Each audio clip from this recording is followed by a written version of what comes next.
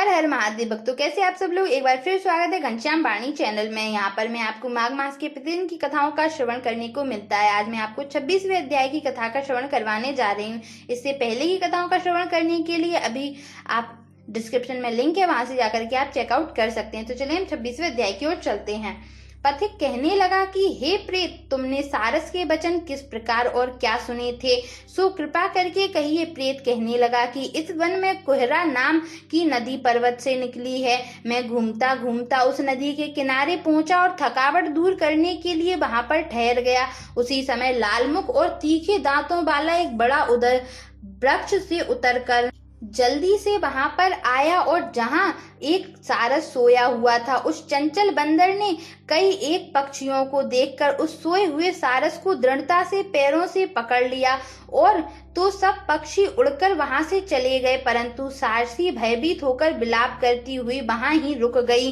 नींद के दूर होने तथा भय से नेत्र खोलकर सारस ने बंदर को देखा और मधुर वाणी से कहने लगा कि हे बंदर, तुम बिना अपराध मुझको क्यों दुख देते हो। इस संसार में राजा भी केवल अपराधियों को ही दंड देता है। तुम्हारे जैसे श्रेष्ठ प्राणी किसी को पीड़ा नहीं देते। हम अहिंसक और दूसरे के कर्मों को नहीं देखते। जल की काई खाने वाले, आकाश में उड़ने वाले, वन में रहने वाले, अपनी स्त्री से प्रेम करने वाले, दूसरों की स्त्री को त्यागने वाले, दूसरों की बुराई से दूर रहने वाले, चोरी ना करने वाले, बुरों की संगति से वर्जित, किसी को कष्ट ना देने वाले हैं। तो इस प्रकार मुझ निरपराधी को हे बंदर छोड़ दो।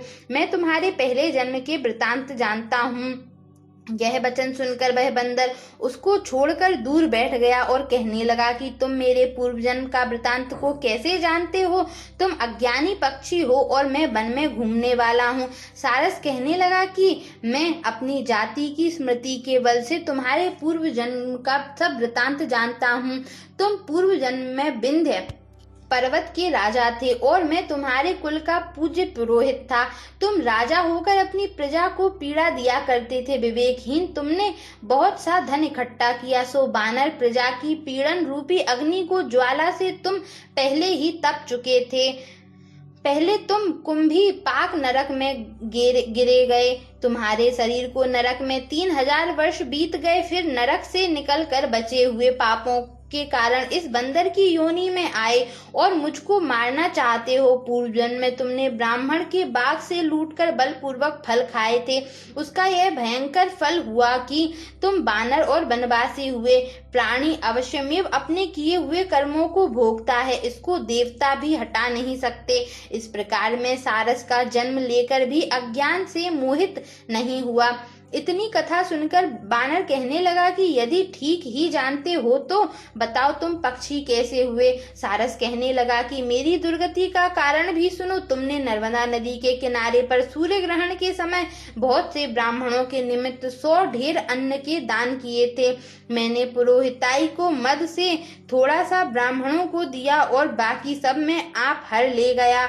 इन ब्राह्मणों के द्रव्य का अपहरण करने के पाप से मैं पहले काल सूत्र नरक में और फिर रक्त करदूम नरक में, जहां पर बड़े बड़े कीड़े थे और रक्त तथा पीप से भरा हुआ नाभि तथा नीचे सिर और ऊपर पैर किए हुए पीप चाटता हुआ उस दुर्गंध वाले नरक में कीड़ों आदि से काटा जाकर 3000 वर्ष तक उस यातना को भोगता रहा।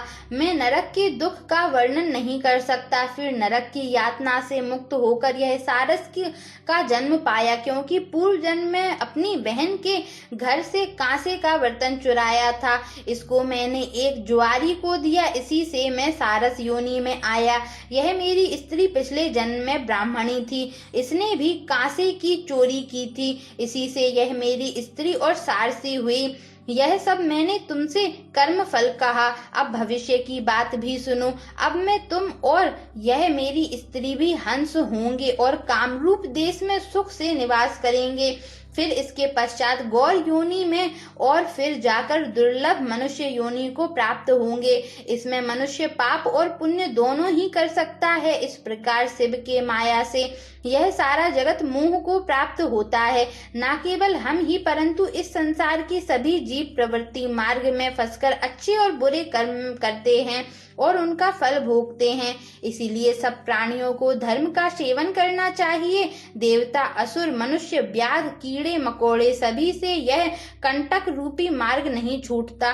केवल वेदांत जानने वाले योगी ही इस मार्ग से बच सकते हैं। इसी कारण बड़े बड़े महात्मा भी कर्म फल को टाल नहीं सकते। उपाय से तथा बुद्धि से कोई भी इसको नहीं बदल सकता। तुम पहले राजा थे, फिर नरक में गए, अब बंदर की योनि में बन बन फिरते हो और फिर भी ऐसा ही जन्म पाओगे। ऐसा विचार कर आनंद पूर्वक और धैर्य धरकर विचरते हुए काल की प्रतीक्षा करो। तब बानर ने कहा कि पहले जन्म में मैं तुम्हारी पूजा करता था, अब तुम मुझको प्रणाम करते हो। तुम जाति के स्मरण से मेरे पूर्व जन्म के वृतांत को जानते हो। आनंद पूर्वक रहो, तुम्हारा कल्याण हो। तुम्हारे वचनों को सुनकर मैं मोह रहित होकर वन में विचरूंगा। प्रेत कहने लगा कि हे पथिक, मैंने नदी के तट पर बंदर और सारस का संवाद सुना। अब मुझको बोध हुआ और मोह तथा शोक का नाश हुआ। यहाँ तक मैंने आपको 26वें अध्याय की कथा का श्रवण करवाया। इससे आगे की कथाओं का श्रवण करने के लिए अभी घनश्याम वाणी यूट्यूब चैनल को सब्सक्राइब करके नोटिफिकेशन बेल को ऑन कर लीजिए, ताकि मैं जब भी वीडियो अपलोड करूँ उसका नोटिफिकेशन आपको सबसे पहले मिल सके। Thanks for watching. Bye bye.